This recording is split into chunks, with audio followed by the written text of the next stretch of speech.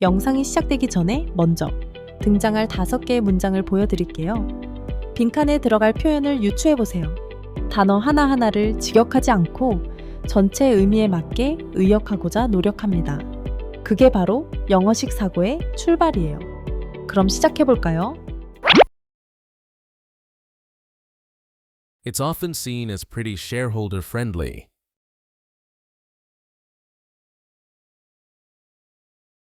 The cash raised often goes back to the parent company.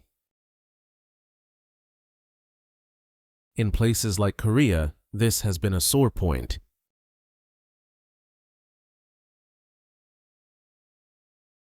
That sounds like a conflict of interest waiting to happen.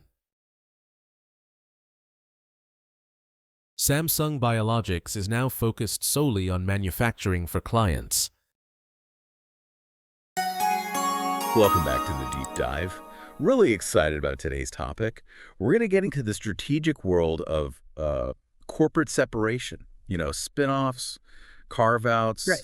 how big companies redraw their own maps. Exactly. And our mission today really is to unpack those terms. What do they actually mean?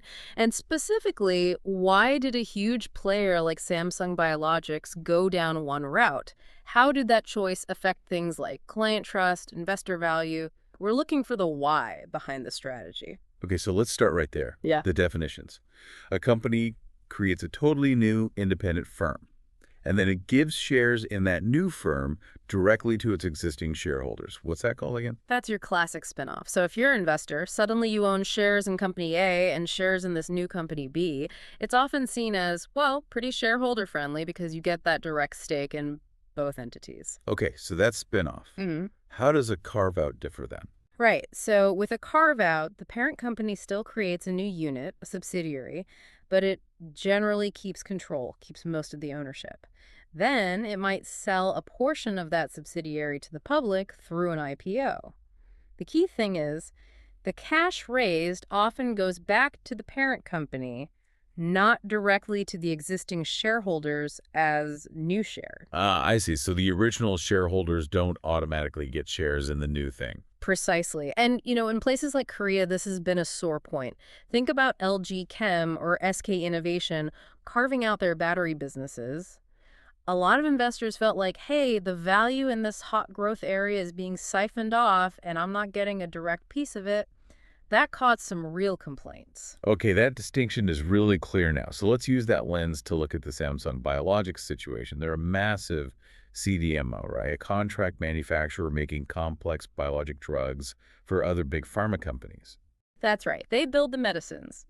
But, and here's the twist, they also own Samsung Bioepis. And Bioepis was developing biosimilars, basically, competing versions of the very kinds of drugs biologics might be manufacturing for its clients. Right, so that sounds like a conflict of interest waiting to happen. Oh, absolutely. A classic one. Think about it like if a company that ghostwrites books for famous authors also owned a publisher actively trying to sign those same authors away. Would you, as the author, fully trust the ghostwriter? Pharma companies were asking the same thing. How can we trust Samsung Biologics with our sensitive drug manufacturing if another part of Samsung is developing a rival product? Yeah, that makes perfect sense. You want reassurance your partner isn't also effectively your competitor. Did they try to manage this internally first, or was a split always kind of on the cards? Well, you can try internal firewalls, sure, but the perception of conflict, that's hard to shake in such a high-stakes industry. The truly strategic move here wasn't just managing the conflict, it was realizing that eliminating it through separation could actually unlock more value for both sides. And that elimination happened via a spinoff. Exactly. They spun off Bioepis into a new entity, Samsung Epis Holdings.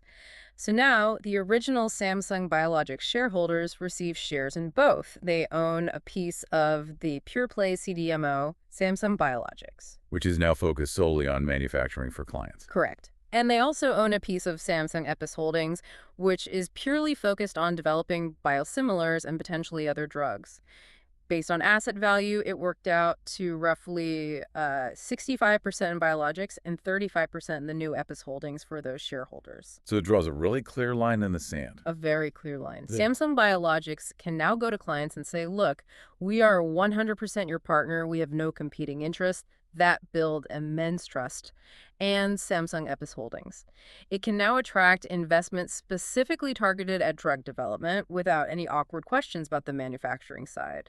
Two distinct stories, two clear investment propositions. It really shows that these corporate restructuring moves like spin-offs are not just, shuffling papers on a balance sheet.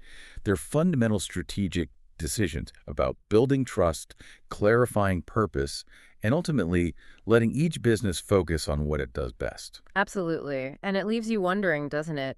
How many other big, complex companies out there are maybe holding back value because of internal conflicts or blurred lines? Could a clean separation actually make them stronger, more trusted, even if the overall empire looks a bit smaller on paper? Something to think about next time you see news about a corporate split. 영어와 시사경제 두 마리 토끼를 한 번에 잡는 알찬 시간 되셨다면 구독과 좋아요를 꾹 눌러주세요. 감사합니다.